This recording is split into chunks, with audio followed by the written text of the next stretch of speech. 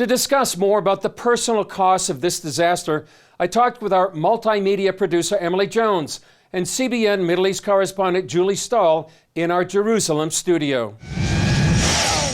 Emily, you wrote a powerful article online, and part of the headline said, "This is what death looks like." You talked to a friend there in Beirut. Tell us about your conversation. Yeah, those are the words that my friend said to me when she was explaining what it was like to be in the center of this catastrophe.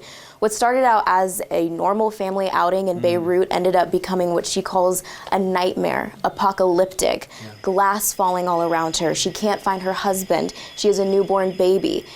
Thankfully, they were able to walk away with only stitches, but it just shows the human impact that this blast had in Beirut. Yeah. And didn't they move out of the city up to the mountains at that time? They did. They were afraid of the chemicals in the air left over after the blast. They have a newborn baby, so they left. They went to the mountains hoping to get as far away from the epicenter as possible. And it seems like everyone has a story, and many of those stories caught on video. A priest serving mass, and literally the ceiling came down on him, and then a bride having a photo shoot and literally knocked over by the blast.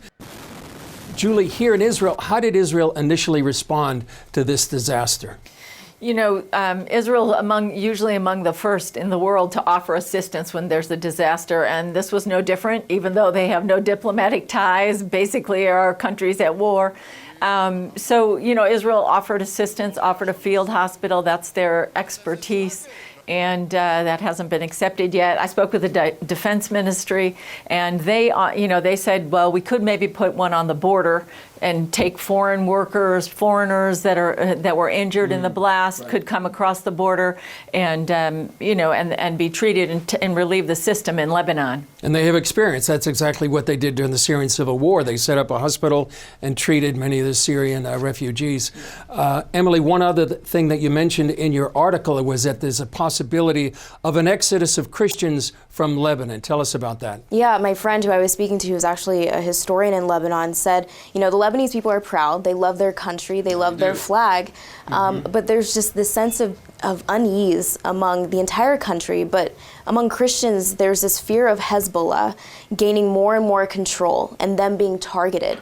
So a lot of people want to stay and fight for their country, but there definitely is this sense of, I might need to leave. I might need to flee the country for my safety, because I don't know what the next year, 5 years, 10 years is going to look like in Lebanon. Yeah, you know, Julie, talking about loving their country, the Lebanese do have a fierce love of their country. And what the Israelis did in Tel Aviv in the city hall, they lit up the city hall with the Lebanese flag.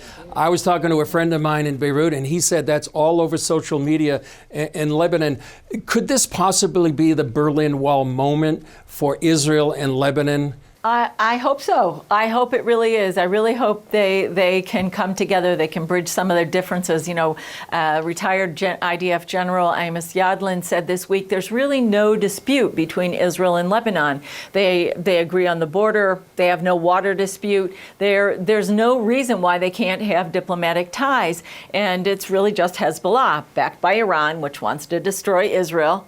So, you know, this could be the time. A lot of the Middle Eastern countries, the Gulf states, are making friends with Israel, and this could be the time when maybe God could overturn Hezbollah, overturn that power in Lebanon, and give the Lebanese people back their country. Yeah, you mentioned Hezbollah. You know, I was talking to someone on Facebook Live this week, and they were saying that the politicians right now are speaking out against Hezbollah. She actually spoke out against Hezbollah on Facebook Live, and I called her back afterwards, and I said, "Are you sure that's okay?" And he says, she said, well, that's what everybody's saying. The politicians, the people on the street. Final question to you, Julie.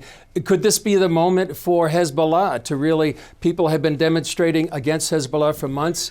What do you see for the future of Hezbollah right now? Well, I hope that I hope this really will be the time when they lose their power in Lebanon, because, you know, it really is just a force to get rid of Israel. And it's been destroying Lebanon at the same time, the economy, storing weapons. We don't know what the reason was for this blast, but one of the things is that Hezbollah, that the chemical belonged to Hezbollah, or, they had weapons stored nearby. So Hezbollah hasn't done anything good for Lebanon. So perhaps this will be the time when Lebanon is set free. Yeah, well, that's certainly how a lot of people are praying here in Israel and around the world, that really finally freedom would come to Lebanon and its people. Emily, Julie, thanks for joining me.